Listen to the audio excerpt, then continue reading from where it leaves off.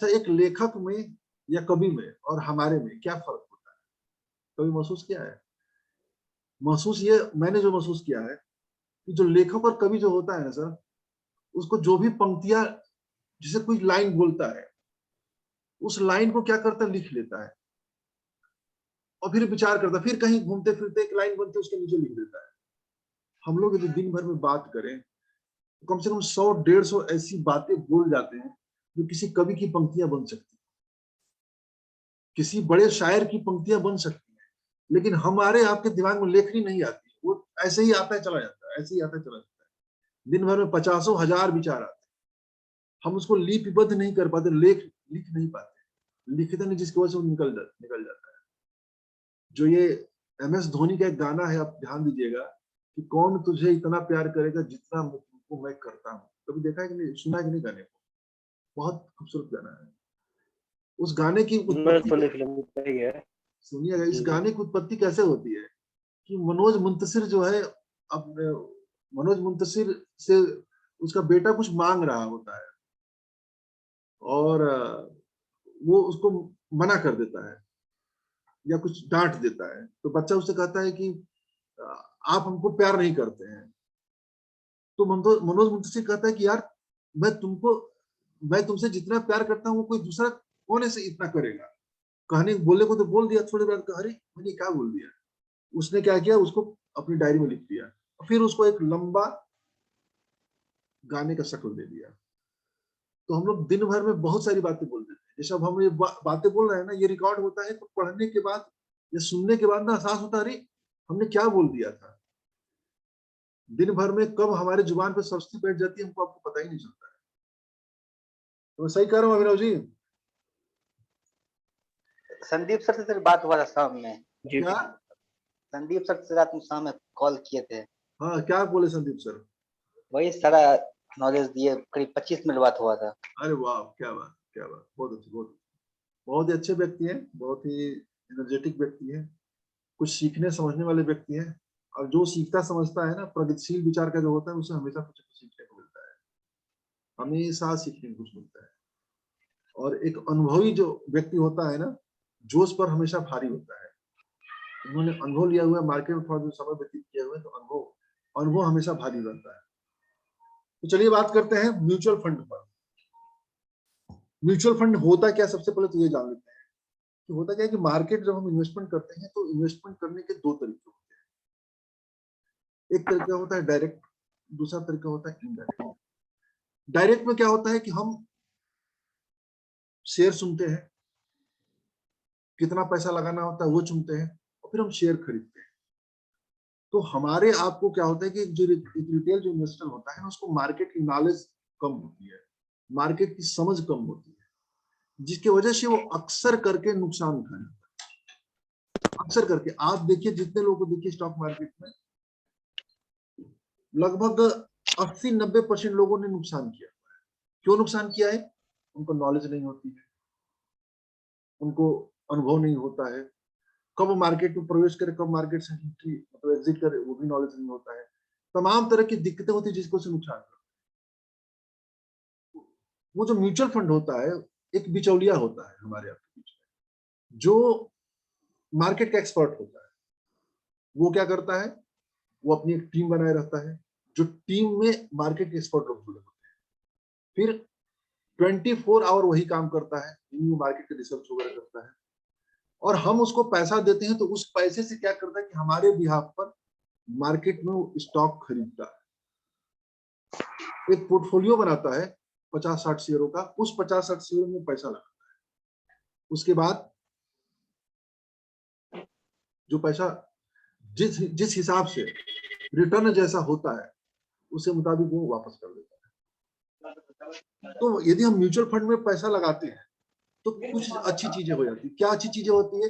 सबसे पहले जोखिम कम हो जाता है, क्योंकि हमारे बिहार पर कोई मार्केट का एक्सपर्ट पैसा लगा रहा होता है। दूसरा चीज क्या होता है, दूसरा चीज क्या होता है कि रिस्क भी कम हो जाता है। Risk come in the sense क्या होता है, जैसे फॉर एग्जांपल तब हम बात करते हैं, हमें मान चलते हैं कि हमारे पास 1,000 रुपया रखा हुआ है, अब हम क्या करते हैं कि 1,000 रुपये में गए शेयर लेने के लिए, तो लेते करके कोई एक शेयर आएगा, जैसे हम डाबर का शेयर ले लेते हैं, डाबर का एक शेयर 600 रुपये चल रहा है, तो 1,000 में मात्र एक शेयर आएगा। एक्सिस बैंक का लेंगे तो 2 शेयर आएगा, है ना। HDFC बैंक का तो एक भी शेयर नहीं है, क्योंकि 17-18 का शेयर चल रहा है। बजाज फाइनेंस का 7,000 का शेयर चल रहा है। आप 1-1 हजार करके 7 महीना इकट्ठा करिए, तब नहीं जाकर के एक शेयर आप ले पाएंगे। तब तक मान चलिए बजाज फाइनेंस 10,000 का चल रहा है, 10,000 को। तो हम 1,000 में नहीं ले पाएंगे। तो म्यूचुअल फंड वाला क्या करता है कि हमारे 1,000 रुपए को, हमारा 1,000 रुपया, आपका 1,000, सबका 1-1 हजार मिला करके, उसके बाद मालूम चलता है कि कई हजार करोड़ रुपया इकट्ठा होता है। तो जब कई हजार करोड़ रुपया इकट्ठा हो जाता है, तो वो क्या करता है, उसका 10% बजाज फाइनेंस में, 5% डाबर में, 4% MRF में। तो होता क्या कि हमारे 1,000 रुपये में ही हम बड़े बड़े स्टॉक खरीद लेते हैं। जो हमारे पास कम पैसा है, उस कम पैसे से हम बाहर स्टॉक नहीं खरीद पाते हैं, हम म्यूचुअल फंड के माध्यम से हम स्टॉक खरीद लेते हैं। तो हमारा जो जोखिम होता है, जोखिम कम हो जाता है। भाई है ना, कि भाई किसी मकान का जितने अधिक पिलर होते हैं, वो मकान उतना ही मजबूत होता है। और हम 1,000 रुपये लेकर के प्रवेश कर रहे हैं, मान चलो कि एक शेयर लेकर बैठे हुए हैं डाबर, और डाबर ढक्कन हो गया, फिर हम भी ढक्कन हो गए, है ना। लेकिन वहां पर मान चलता है कि 50 शेयर है, 50 शेयर में से 2 डूबता है, 40-50 बढ़िया रहता है। तो ओवरऑल रिस्क हमारा कम हो जाता है। अब इन सब चीजों का हमको क्या करना क्या पड़ता है, हमको नुकसान क्या होते हैं, फायदे क्या होते हैं, अब इसको हम जानते हैं। नुकसान, पहले फायदे बात करते हैं। फायदा ये होता है कि आपको जो रिटर्न मिलता है, पहले तो रिस्क कम हो जाता है, आपका झंझट खत्म हो जाता है। दिन भर आपको मार्केट नहीं देखना होता है ना, कि दिन भर हम ग्रुप में चढ़े रहते हैं, ये आग उगलता है, ये शेयर बढ़ गया, वो शेयर घट गया, ये शेयर, आप उस सब चिंताओं से मुक्त रहते हैं, बिल्कुल मोह माया से मुक्त रहते हैं। चुपचाप आप पैसा लगाते हैं, घर बैठे रहते हैं, जितना घटना बढ़ता है, तो सबसे पहली चीज की तनाव मुक्त हो जाते हैं। दूसरी चीज की गिरी हालत में आपको रिटर्न मिलता है, 13-14% रिटर्न मिलता है। यानी जो व्यक्ति GPF में, PPF में, FD में पैसा लगाता है, जहां 7%, 6% मिलता है, उसको आपको 14-15% का रिटर्न मिल रहा है। बुरा है क्या? मलाई मार के मिलता है। तो 14-15% का रिटर्न मिल जाता है, यानी टेंशन भी नहीं, 14-15% का रिटर्न भी मिल जाता है, तो एक अच्छा विकल्प हो जाता है। दूसरी चीज की, जो नौकरी पेशा करते हैं, जिनके पास समय नहीं होता है, जो दिमाग नहीं लगाना चाहते हैं, पढ़ना नहीं चाहते, उनके लिए भी अच्छा है। हमारे बिहार पर कोई दूसरा पढ़ रहा है, क्या फर्क पड़ता है?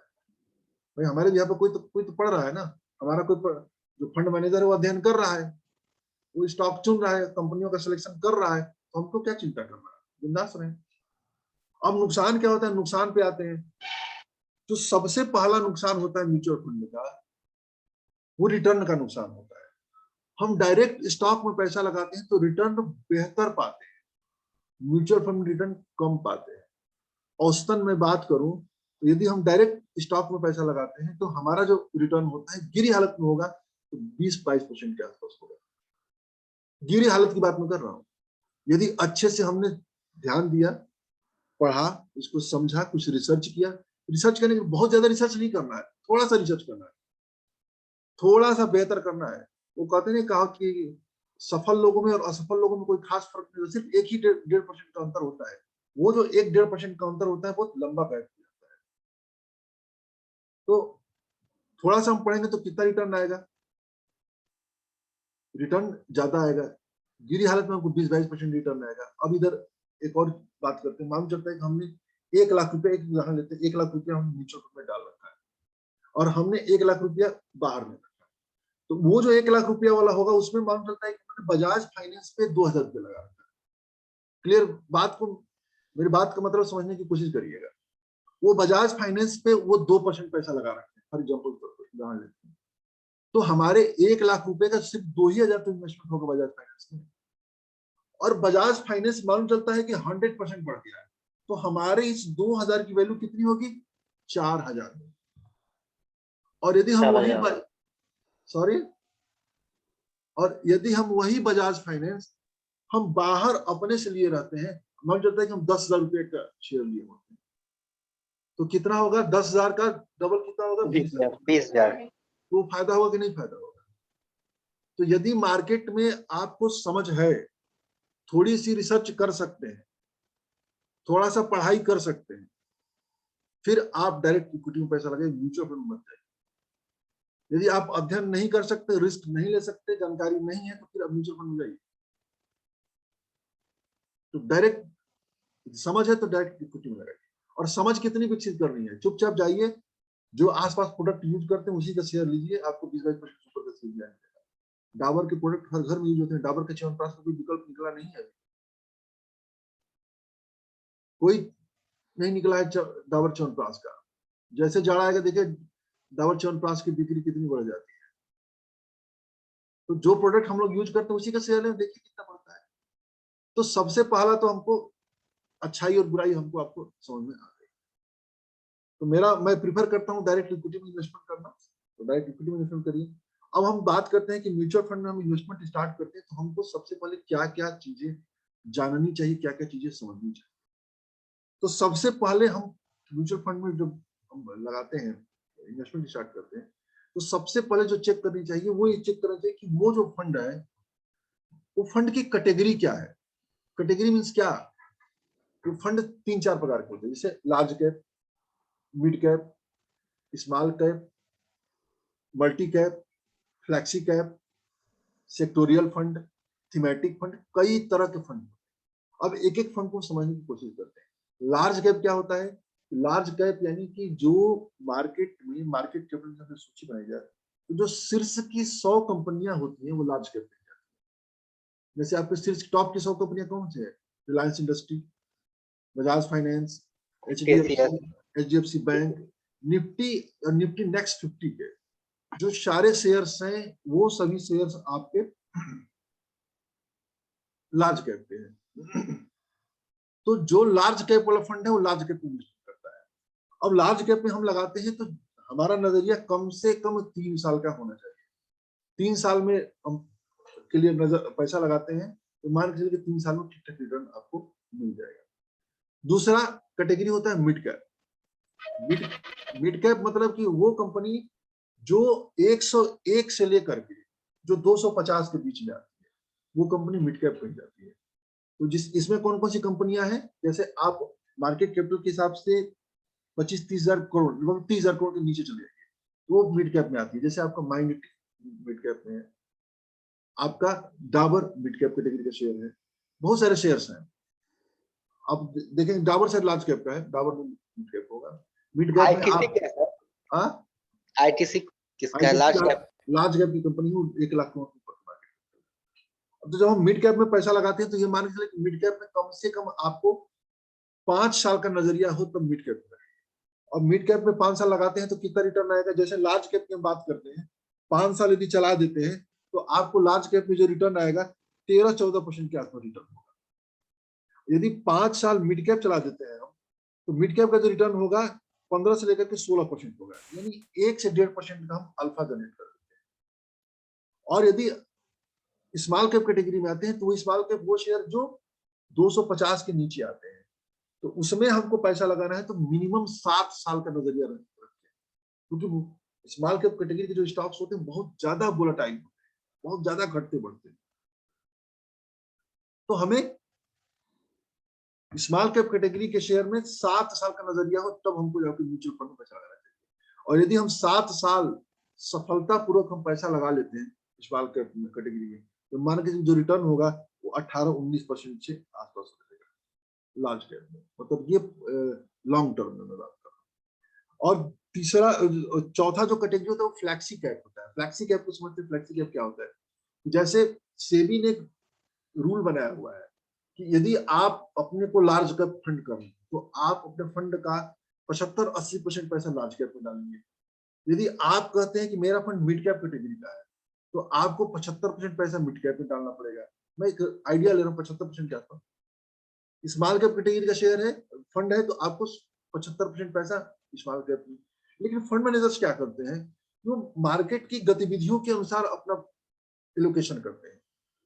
वो समय विशेष होगा तो पूरा लार्ज कैप पे फोकस कर देंगे, समय खराब होगा जैसे मार्केट बहुत ज्यादा नीचे चली गई तो क्या करते हैं कि पूरे पैसे को स्मॉल कैप कैटेगरी में फोकस कर देते हैं, क्योंकि स्मॉल कैप कैटेगरी में शेयर में रिटर्न ज्यादा आता है, गिरावट भी ज्यादा आती है। तो जैसे इस समय चल रहा है, तो इस समय मार्केट बहुत बढ़ा हुआ है, तो सारे जो फंड हाउस हैं आप देखेंगे कि स्मॉल कैप कैटेगरी से धीरे धीरे करके अपना पोजीशन कम कर रहे हैं। यदि आप एक सालों का उदाहरण देखिए, एक सालों का देखिए, जितने एनएफओ लॉन्च हुए हैं, एनएफओ मतलब न्यू फंड ऑफर, सबके सब फ्लैक्सी कैप लॉन्च किया। सेबी के प्रतिबंध के बाद सबने फ्लैक्सी कैप लॉन्च किया। तो फ्लैक्सी कैप में क्या होता है कि फंड मैनेजर के पास यह अधिकार होता है कि हम फंड को चाहे तो लार्ज कैप में ले लें, चाहे तो स्मॉल कैप में ले लें। वो चाहे तो 80-90% पैसे को स्मॉल कैप में डाल सकता है, वो चाहे तो 80-90% पैसे को लार्ज कैप में डाल देता है। तो उसको क्या होता है कि फ्लेक्सिबिलिटी मिलती है, तो अपने अनुसार चलता रहता है। तो फ्लैक्सी कैप भी एक अच्छा होता है, यदि लॉन्ग टर्म में चलाते हैं तो ये भी 17-18% का 5 साल के ऊपर रिटर्न आ जाएगा। चौथे में हम बात करते हैं, पांचवें में जो है डाइवर्सिफाइड इक्विटी फंड या मल्टी कैप फंड करते हैं। तो मल्टी कैप फंड में क्या होता है कि 50% लार्ज कैप होता है, 25% मिड कैप होता है, 25% स्मॉल कैप होता है। तो ये भी फंड अच्छे होते हैं, ये भी आपको 5 साल चलाएंगे तो आपको आसानी से 14-15% से ऊपर का रिटर्न दे देगा। और सबसे खतरनाक और खराब फंड होते हैं सेक्टोरियल फंड। सेक्टोरियल फंड का नजरिया आपको कम से कम 10 साल का हो तब आप डालें।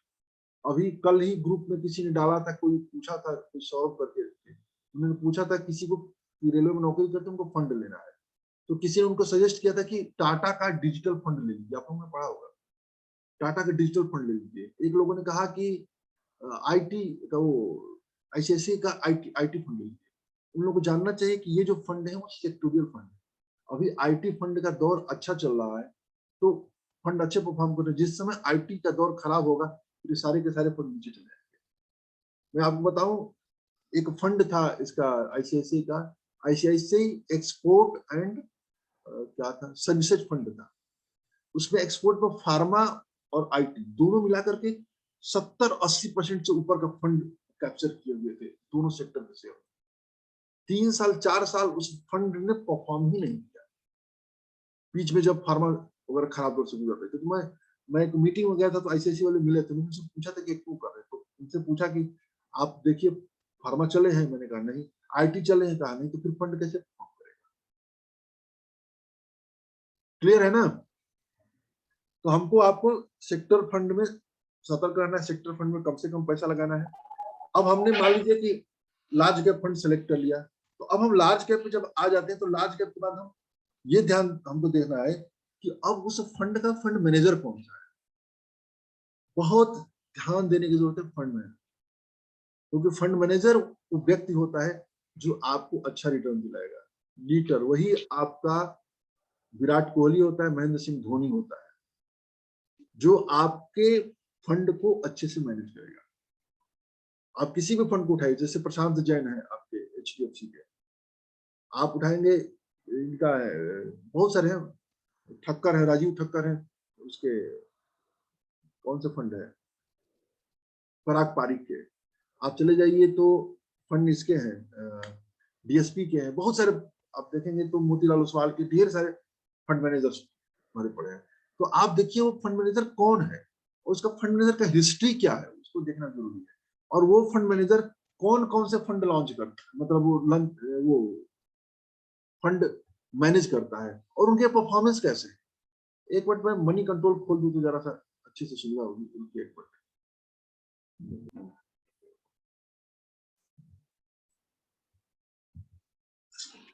अब देखिए जैसे अभी टाटा लार्ज कैप है, अब ये खोलते हैं।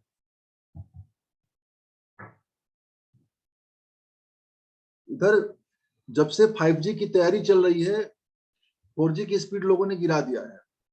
आपने ध्यान दिया कि नहीं ध्यान दिया है? अब देखिए सर, ये टाटा लार्ज कैप है, हम इसके बारे में हल्का फुल्का ब्रीफ नॉलेज लेना शुरू करते हैं। अब देखिए snapshot, return calculator, scheme detail में जाते हैं। जब हम स्कीम डिटेल में जाएंगे तो फंड मैनेजर के बारे में डिटेल आएगा।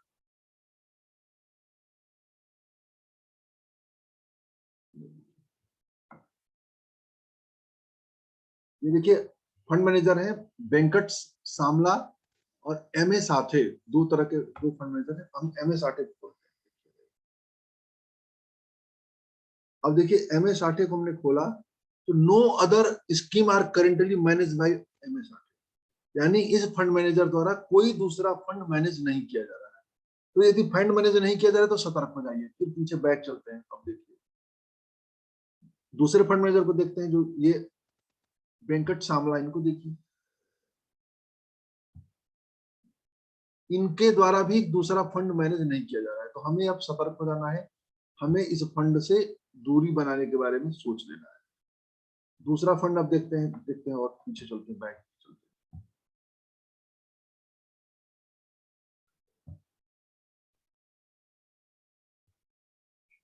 अब देखिए हमने दूसरा चालू किया।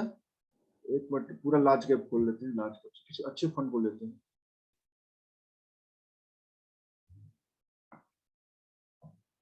अब हम लेते हैं, चलिए कोई लोकप्रिय फंड को लेते हैं, आदित्य बिरला सन लाइफ फ्रंटलाइन इक्विटी फंड, बहुत ही पॉपुलर फंड है, इसको देखते हैं। अब इसके हम फंड के स्कीम डिटेल पे चलते हैं।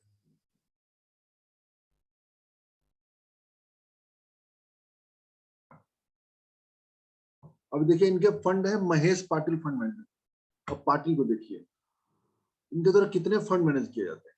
अब आप देखिए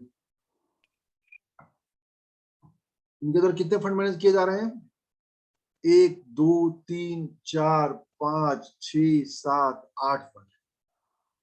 तो बेहतर कौन होगा, ये फंड मैनेजर बेहतर होगा, क्योंकि और आप इन फंडों के परफॉर्मेंस देखिए। देखिए 3 साल के रिटर्न 55%, 70%, 73%, 49%, 73%, 54%, 78%, 59%, यानी ये फंड मैनेजर जो है अच्छा परफॉर्म कर रहा है। अब इस फंड का परफॉर्मेंस देखिए। अब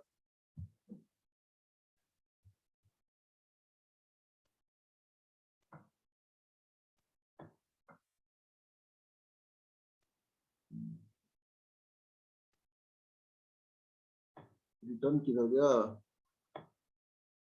रिटर्न रिटर्न रिटर्न एनालिसिस पे जाते हैं। रिटर्न ये है। ओहो, बैक चला गया, पीछे चला गया।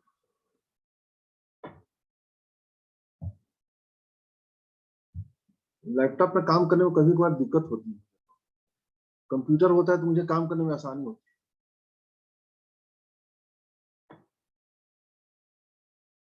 ये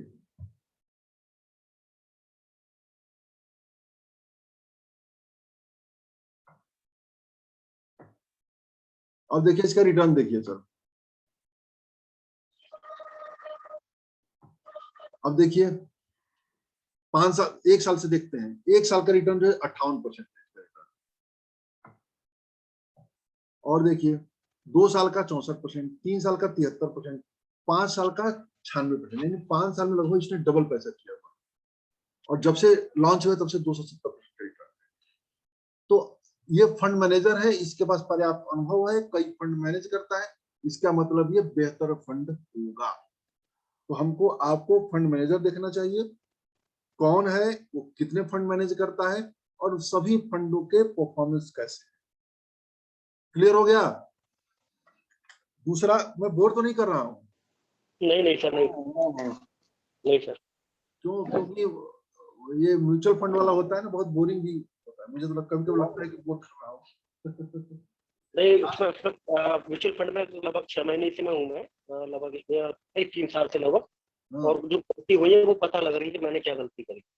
अच्छा, आपने पहले इन्वेस्टमेंट किया हुआ है म्यूचुअल फंड?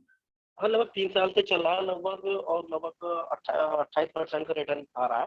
हाँ हाँ हाँ। लेकिन वो उसमें सबसे बड़ी गलती उसकी रही थी मिराई एसेट वाली, जो फंड ऑफ फंड था। मिराई का तो बहुत अच्छे फंड है, बहुत बढ़िया फंड है। लेकिन पता नहीं क्या रहा, लगभग जब से लॉन्च हुआ तभी से मैंने इसको लिया था। तो एक चीज और ध्यान लीजिए कि ध्यान कर लीजिए कि एनएफओ में पैसा कम से कम लगाना है।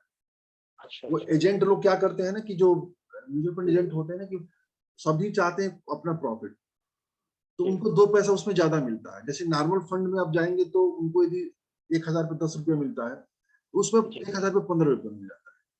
तो वो क्या करते हैं कि एनएफओ प्रिफर करते हैं। कुछ जो ब्रोकर्स होते हैं वो क्या करते हैं कि आपको पुराने पैसे को ही एनएफओ में लगवा देते हैं, तो ये ऐसा नहीं करना है, क्योंकि उसमें आपका एंट्री एग्जिट लोड कई तरह की चीजें पड़ जाती है। फिर जब आप पैसा ट्रांजेक्शन करते हैं, टैक्स की लायबिलिटी बढ़ती है, फिर उसमें ब्रोकरेज जाती है, यानी वहां पे बिका और फिर यहाँ पर खरीदा, तो यहाँ पर भी तो कुछ ना कुछ ब्रोकरेज जाएगी ना, तो सबको हमको आपको मैनेज करना है। तो एनएफओ में कम से कम पैसा लगे, जो पहले से फंड परफॉर्म कर रहा है उसको देखिए। दूसरा जो तीसरा जो हम चेक करते हैं उसके बाद कि फंड का बेंचमार्क क्या है। बेंचमार्क क्या होता है? बेंचमार्क होता है कि वो जो फंड होता है वो किस कैटेगरी से शेयर उठा रहा है। जैसे हमने इसको देखा है, अभी आप देखिए, इसी को हम देख रहे थे, अब इसका देखिए बेंचमार्क यहाँ दिखेगा स्कीम डिटेल के बारे में। अब हम आते हैं यहाँ पर, कहाँ गया, स्कीम डिटेल में देखिए। तो बेंचमार्क जो होता है हमेशा वो उससे तुलना करेगा कि उसका परफॉर्मेंस कैसा है। देखिए इसका बेंचमार्क है निफ्टी 50, यानी यह जो हमेशा अपनी बात करेगा, तुलना करेगा, तो निफ्टी 50 से तुलना करेगा। कोई शेयर होता है बीएससी 200 का होता है, किसी फंड का बेंचमार्क देखेंगे तो एनएससी 500 होता है। तो अलग अलग कैटेगरी के सबके अपने अपने बेंचमार्क होते हैं। तो जब भी आपके सामने फंड आए तो सबसे पहले उसका बेंचमार्क देखिए कि बेंचमार्क क्या है। यदि आप किसी ब्रोकर का सहयोग लेते हैं तो ब्रोकर तो आपको अच्छा फंड सजेस्ट कर देगा, भले आपसे 2-4 पैसा ज्यादा लेता है, लेकिन आपको अच्छा रिटर्न दिलाने का काबिलियत भी रखता है। तो बेंचमार्क अपने से चेक किया करिए कि बेंचमार्क क्या है, और इसके बाद फिर देखिए कि वो अपनी जो फंड है बेंचमार्क से कितना आगे है या कितना पीछे परफॉर्मेंस के मामले में। जैसे मनी कंट्रोल की साइट पर ही जाते हैं, इसी पे जाते हैं, तो आपका चार्ट दिखेगा हल्का सा। देखिए ये कहाँ इधर गया, ये स्नैपशॉट, ठीक बात है। तो एक चार्ट दिखेगा, वो चार्ट आपको दिखाएगा कि वो जो फंड मैनेजर है वो बेंचमार्क से कितना आगे जा रहा है।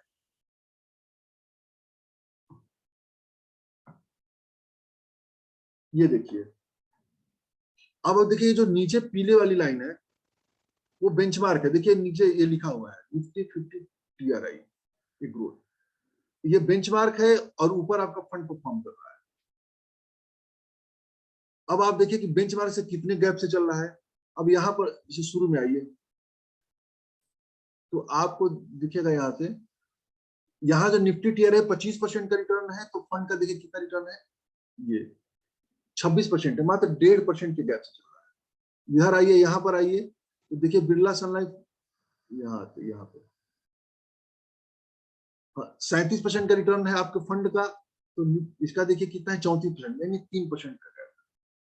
तो हमको आपको देखना है कि बेंचमार्क से कितना ये गैप लेके जा रहा है। अब हम इसी में आपका जो मिराय एसेट इमर्जिंग फंड है, हम उससे तुलना करते हैं। आप देखिए क्या होता है। कुछ जो फंड मैनेजर्स होते हैं बहुत ही जबरदस्त फंड परफॉर्म करते हैं, आप उनको पाएंगे लगातार, क्योंकि वो काबिलियत, जो विशेषकर जो छोटे फंड हाउस हैं वो बहुत ज्यादा परफॉर्म कर रहे हैं आज की डेट में। उनके पीछे कई कारण है, उनको परफॉर्म करना है, उनको बिजनेस खड़ा करना है, तो वो काम करते हैं। जरा उसको निकाले, कहाँ गया वो फंड, मिराय का फंड देखते हैं।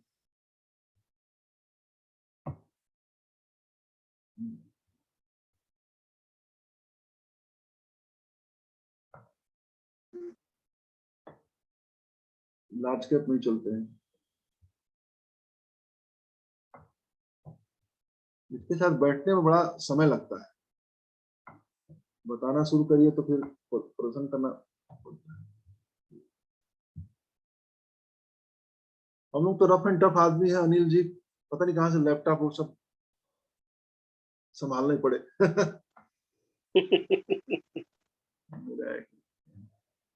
मिराय कहाँ गया भाई, मिराय मिराय JP 11T मिराय, देखिए ये है मिराय, ये मिराय खुल गया। अब मिराय खुल गया तो अब आप देखिए इसको,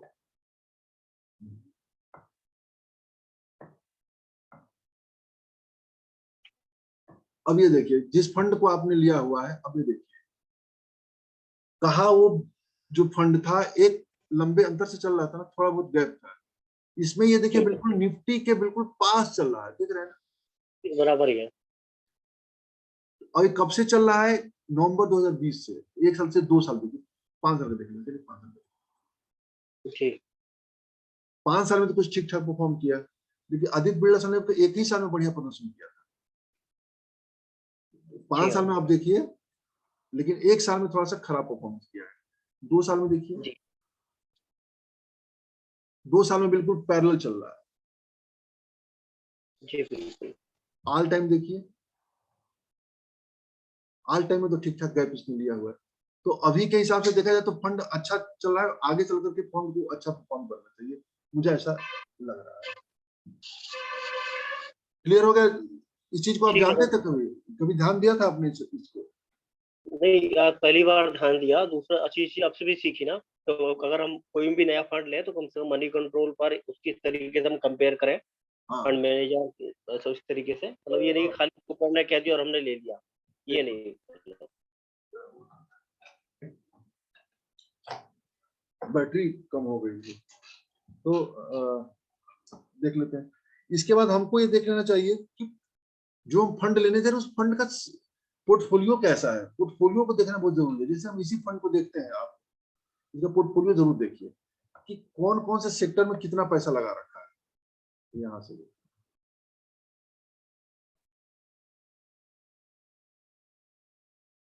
अब एनएफओ में पोर्टफोलियो देखने को नहीं मिलता है। अब आप यहाँ से देखिए, नंबर ऑफ स्टॉक कितना है? टोटल 61 है। कैटेगरी यानी इस टाइप के जो फंड है कितने औसत रखते हैं? 45 शेयर रखते हैं। टॉप 5 वेटेज 38% है। दूसरे फंडों में क्या है? 35% है। टॉप 10 शेयर में 55% है। ये चीजों का नहीं मान्यता। यहाँ देखिए, इसको देखिए,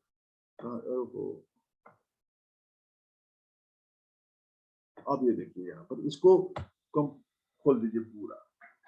अब एक एक चीज का देखिए,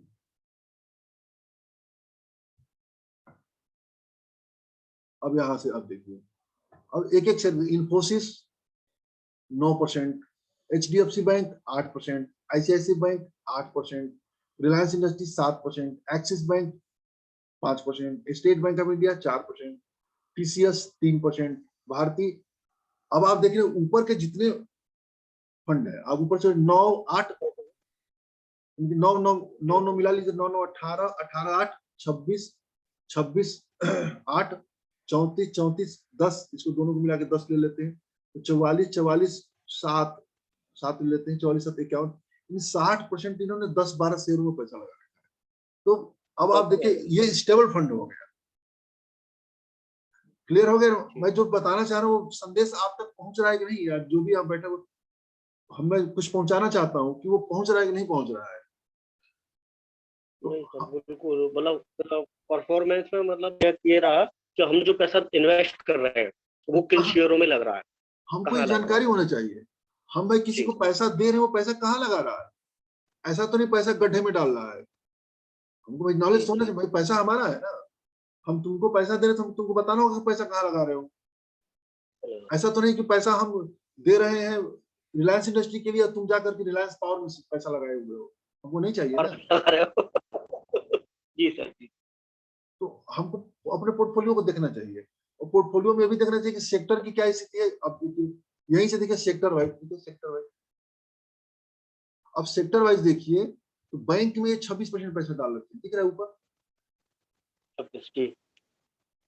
IT में देखिए 15% डाल रखे हैं। अंदर रिफाइनरी में 8%, फार्मास्यूटिकल में 5%,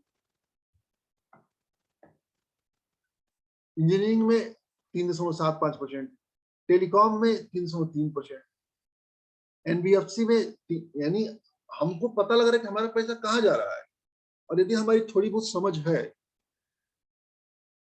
तो हमको ध्यान देना चाहिए कि इसमें वो सेक्टर नहीं है जो इसमें सेक्टर परफॉर्म कर रहे हैं। जैसे फॉर एग्जाम्पल तौर पर केमिकल शेयर, आप केमिकल सेक्टर का शेयर देखिए तो कितना नीचे है। आइए देखिए केमिकल सेक्टर का इन्होंने शेयर कहाँ रख रखा है।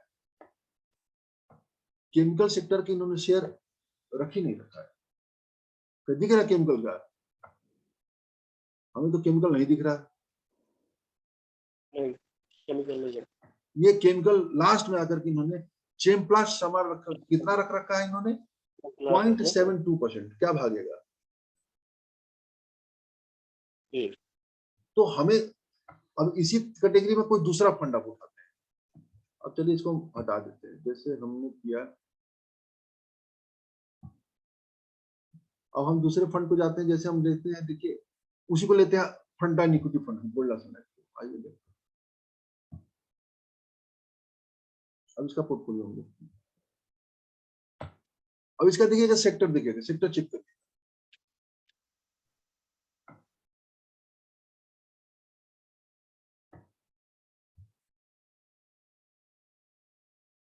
हम भी खुरपेच बहुत किए हैं सब चीजों में, एक एक मैंने किताबें मंगा कितना पढ़ा इसका, सब चीजों के बारे में ना, इंटरेस्ट था कि। अब आप देखिए इसका, वो कहा 26% बैंक में डाले थे, ये पैसा कितना डाल रहा है 24%, दिख रहा है ना। आईटी में 11% पैसा डाल रखा है। और देखिए तीसरे नंबर पर ये भी रिफाइनरी में पैसा डाले हुए हैं, एनबीएफसी में भी पैसा डाले हुए हैं, केमिकल का टेलीकॉम, ये भी केमिकल पैसा नहीं डाले हैं, क्या लग रहा है।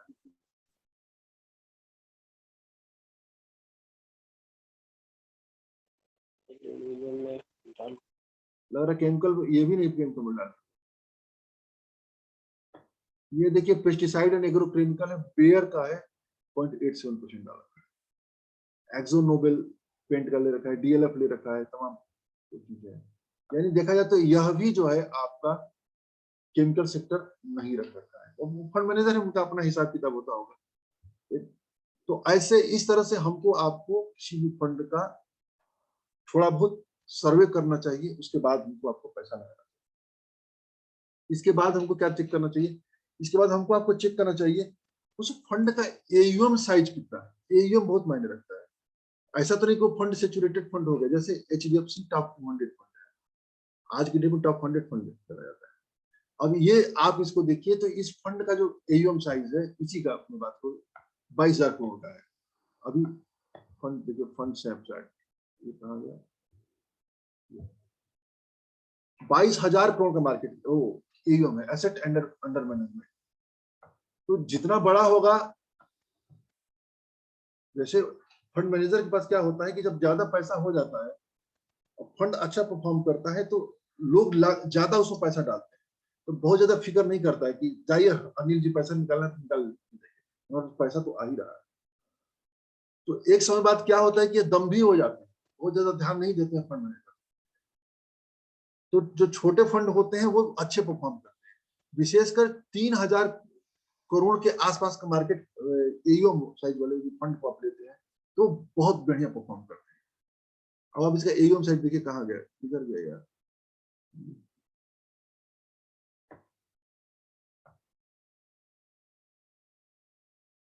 इधर गया, देखा था 22,000 करोड़ का था। अब जैसे आप एक ये देखिए, ये जो निप्पन लार्ज कैप है, अब आप देखिए 11,024 का वो है, उससे छोटा फंड है। Franklin blue chip India 6,687 crore का है। एचडीएफसी टॉप 100 फंड देखिए 20,809 करोड़ का है।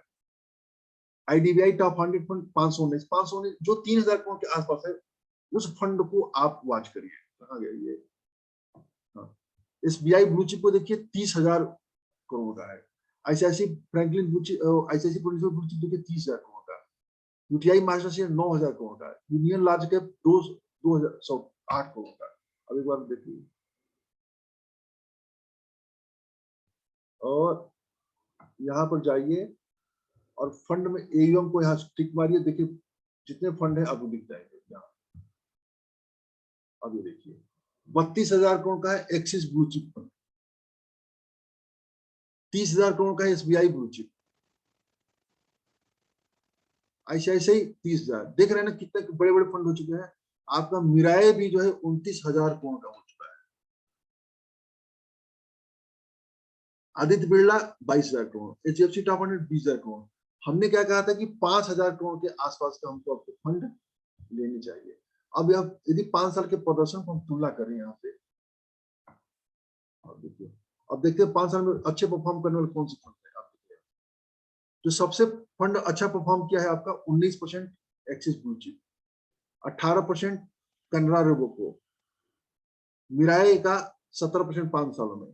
और यदि साल भर का रिटर्न देखे, साल भर से देखिए, साल भर देखिए कौन से अच्छे फंड, साल भर में देखिए नंबर 1 पे आ रहा है निप्पन लार्ज कैप, आपका फ्रैंकलिन ब्लू चिप।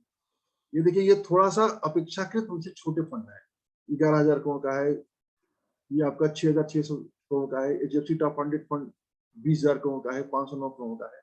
तो इस तरीके से हमको आपको जो है फंड भी देखना चाहिए, फंड वैल्यू भी देखना चाहिए। और इसके बाद हमको आपको क्या देखना चाहिए, एक्सपेंस रेशियो देखना चाहिए। एक्सपेंस रेशियो बहुत मायने रखता है। एक्सपेंस रेशियो मतलब क्या होता है कि जितना हम पैसा देते हैं फंड मैनेजर को, हर साल हमारे पैसे से वो पैसा कमीशन निकालता है। जिस फंड का एक्सपेंस रेशियो जितना ही अधिक होता है, हमको आपको रिटर्न उतना ही कम मिलेगा। मैं नॉर्मल तौर पे वीडियो स्टार्ट करने से पहले जब मैं एक छोटा सा कैलकुलेशन कर रहा था, तो यदि 2.5% होता है, क्या कहते हैं,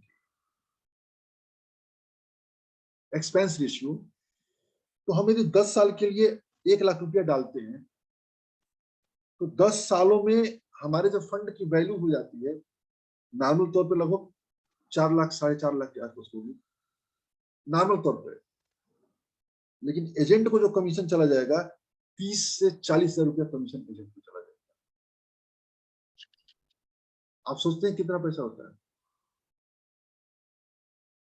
और यदि आप किसी को 20 साल के लिए छोड़ देते हैं इस 1 लाख को, तो जो आपका फंड मैनेजर होगा, जिसको आपने, जिस एजेंट को आपने किया है, या जो पूरा फंड हाउस हो गया, उसको लगभग 1 लाख से 1.5 लाख रुपया उसको चला जाएगा। तो ओवरऑल आपके रिटर्न में जो है फंड की वैल्यू को कम करता है। ठीक है ना। तो उसमें भी क्या होता है कि डायरेक्ट फंड आते हैं, डायरेक्ट फंड में आ जाएंगे तो 1% के आसपास एक्सपेंस रेशियो होता है। ग्रोथ फंड आते हैं, रेगुलर फंड, उसका एक्सपेंस रेशियो 2.5% के आसपास होता है। लेकिन रेगुलर फंड आप जाते हैं तो किसी कम एजेंट के थ्रू जाते हैं, किसी डिस्ट्रीब्यूटर के थ्रू जाते हैं, म्यूचुअल फंड डिस्ट्रीब्यूटर। तो म्यूचुअल फंड डिस्ट्रीब्यूटर जो होता है अपना दिमाग लगाता है। थोड़े से हम पैसा बचाने के लिए यदि हम डायरेक्ट फंड में जाते हैं, तो जो हमारा एजेंट होता है ना, आपको समय पर, यदि मार्केट को वॉच नहीं करते तब आपको कब मार्केट में एंट्री करें, कब मार्केट में एग्जिट करें, आपको समयानुसार वो बताएगा। और बता करके जो आप 1% पैसा बचाने के चक्कर में पड़ जाएंगे ना, वो आपको 2-3% का अल्फा जनरेट करेगा। तो जो भी आपका फाइनेंशियल एडवाइजर है, फाइनेंशियल एडवाइजर की सलाह जरूर लीजिए, उसकी बातों को जरूर मानिए। आप फाइनेंशियल एडवाइजर को पहचानने की कोशिश करिए कि फाइनेंशियल एडवाइजर है ऐसा तो नहीं कि बहुत लालची किस्म का है, कैसा है।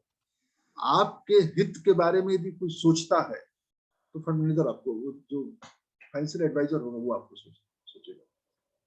जैसे डॉक्टर होता है ना, कि आप डॉक्टर के पास जाइए तो अपनी पूरी बात बता दीजिए, तो फंड मैनेजर भी जो होता है आपका, फंड मैनेजर भी उसी तरह से होता है, या जो आपका फाइनेंशियल एडवाइजर होता है, आपकी एक एक जरूरतों को देख करके, समझ करके वो करता है, देख के समझ के वो करता है। तो मैं उम्मीद करता हूँ कि म्यूचुअल फंड में थोड़ी बहुत मैंने जो जानकारी देने की कोशिश किया है वो आप लोगों को लाभ देगी, कुछ नई चीजें आप लोगों को मिली होगी। म्यूचुअल फंड को भी अपने इन्वेस्टमेंट का एक हिस्सा बनाइए। कैसा लगा बताइए? बढ़िया सर, बढ़िया। नॉलेज कुछ मिली? राजकमल जी, राजकमल जी,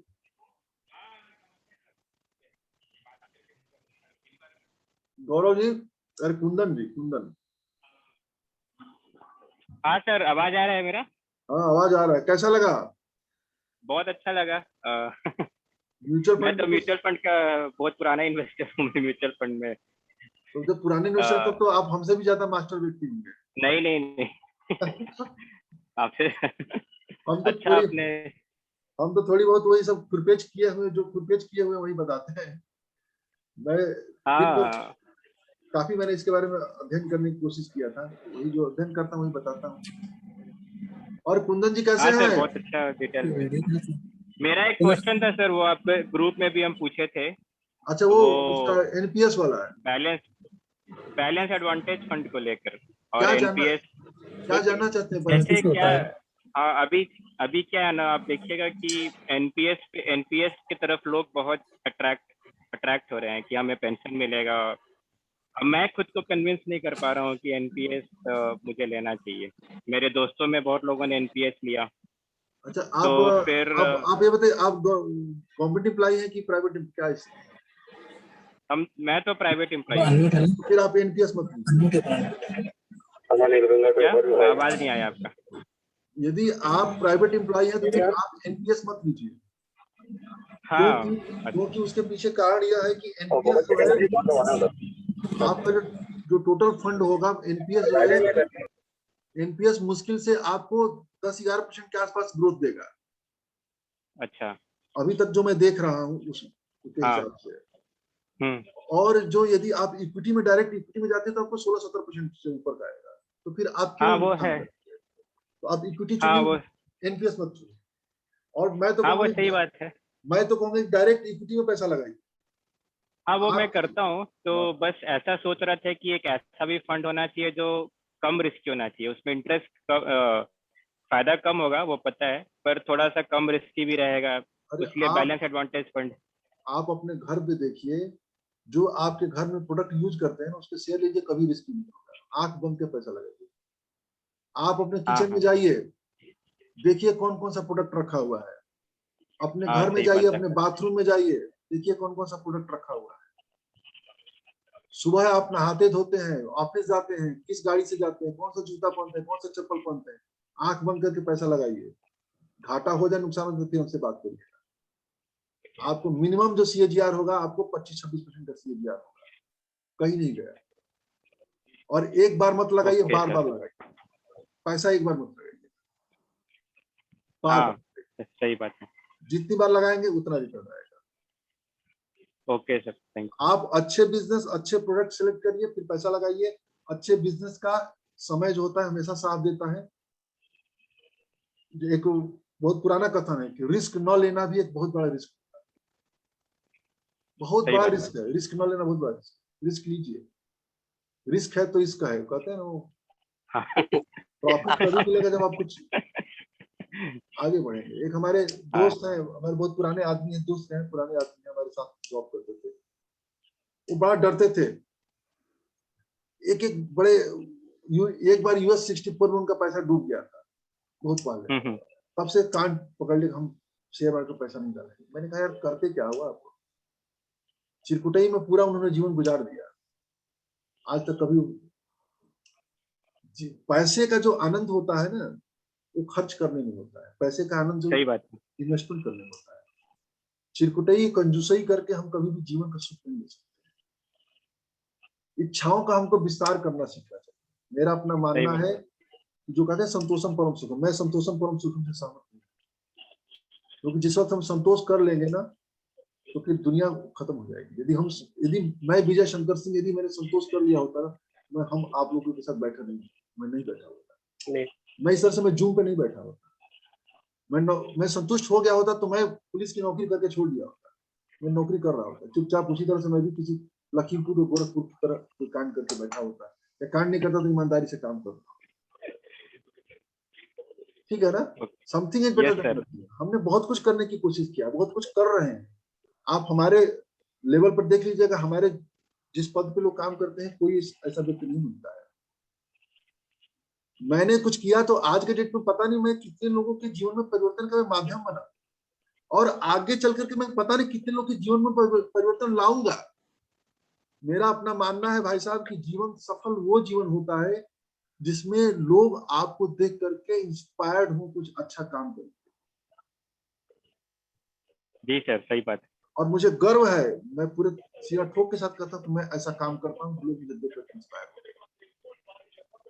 मैं सिर्फ फेसबुक स्टेटस लिख लिख करके, व्हाट्सएप पे लिख करके नहीं तो भी कम से कम 500 से ऊपर लोगों का स्टॉक मार्केट का रुख मैंने बदला है। कुछ लोग हमसे जुड़े हुए हैं, कुछ लोग नहीं जुड़े हुए, और वो लगातार कार्यों में बढ़ता। हर महीने 2-2 3-3 लोग नए लोग आते रहते, हर महीने 2-2 नए लोग आते, और ऐसे ऐसे लोग आते हैं जिसके बारे में कोई जानता भी नहीं। व्हाट्सएप पे मैसेज करते, फेसबुक पे, और मैं निस्वार्थ भाव से उनको बताता हूँ कि ये चीज के लिए ऐसे ऐसे। सही सर, सही बात बोल रहे हैं आप। तो जब हमारी सलाह से, हमारी नॉलेज से, और एक और चीज मैं जानता हूँ, यदि मैं ये चीज जानता हूँ कि हमारे किसी काम से सामने वाले को कुछ फायदा हो रहा है, सामने वाले का जीवन परिवर्तित हो सकता है, यदि मैं सामने वाले को नहीं बता रहा हूँ तो मैं गुनाह कर रहा हूँ, मैं अपराध कर रहा हूँ। मेरे पास जो है उसका लाभ उसको मिलना चाहिए। ज्ञान बांटने से और बढ़ेगा, जिसको हम एक चीज और भी कहते हैं कि बहुत पुरानी बातें आप लोग जानते होंगे, कहते हैं कि एक सेब में कितने बीज हैं उसकी गिनती तो कर सकते हैं, लेकिन एक बीज में कितने सेब हैं उसकी गिनती हम नहीं कर सकते। हम अनिल जी को तो जान रहे हैं कि अनिल जी हमारे माध्यम से, हमसे प्रेरित होकर के स्टॉक मार्केट में पैसा लगाने जा रहे हैं, इन सही आर्थिक रास्ता पकड़ने जा रहे हैं, फाइनेंस का सही रास्ता पकड़ने जा रहे हैं। पता नहीं अनिल जी को देख के पता नहीं कितने लोग आए। अनिल जी मैं गलत कह रहा हूँ? नहीं सर, बिल्कुल सही कह रहे हैं सर आप। मैं दूसरा मैं कहना चाहूंगा, एनपीएस वालों जो गवर्नमेंट में सरकारी नौकरी में काम करते हैं, उनकी मजबूरी है कि वो उनको एनपीएस ऑफिस के थ्रू लेना पड़ता है। अगर आप प्राइवेट सेक्टर में काम करते हो तो आपको आवश्यकता नहीं है, आप डायरेक्ट मार्केट में आइए, कोई ऐसे कोई दिक्कत नहीं है सर। लोगों को ये लगता है मार्केट में आने का वो है, मतलब रिस्क है, लेकिन मैं पिछले 8 महीने से हूँ, 31 तारीख से, और लगभग मैं आज भी मतलब आपके साथ रहकर मैंने अब तक टोटल ओवरऑल नुकसान नहीं सहा। तो ये लोगों का जो डर है, मन का वहम है खाली, बस ये। आज तक मार्केट में आइए, एनपीएस में लीजिएगा आप। मतलब मेरी सलाह सर ये है, आपने सर सही सलाह दी सर को। अब आप मार्केट में आइए या फिर आप म्यूचुअल फंड ले लीजिए, बेस्ट रहेगा, लेकिन एनपीएस नहीं सर।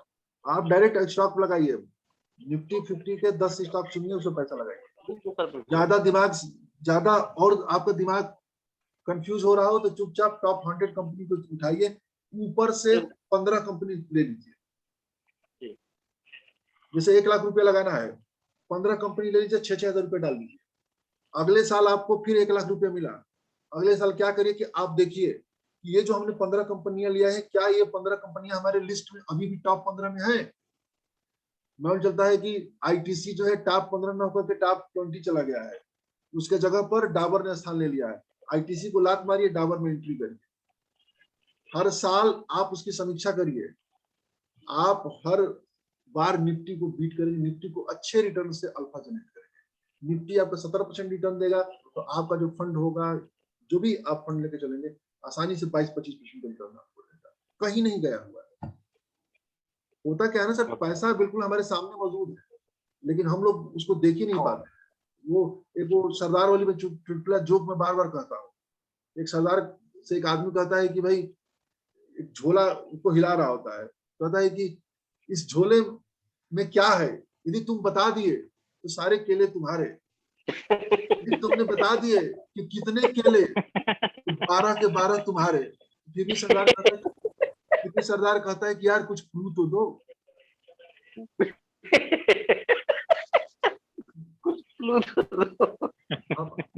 हमारी ये सब चीजें हमारे आपके आसपास पड़ा हुआ है, दिख रहा है,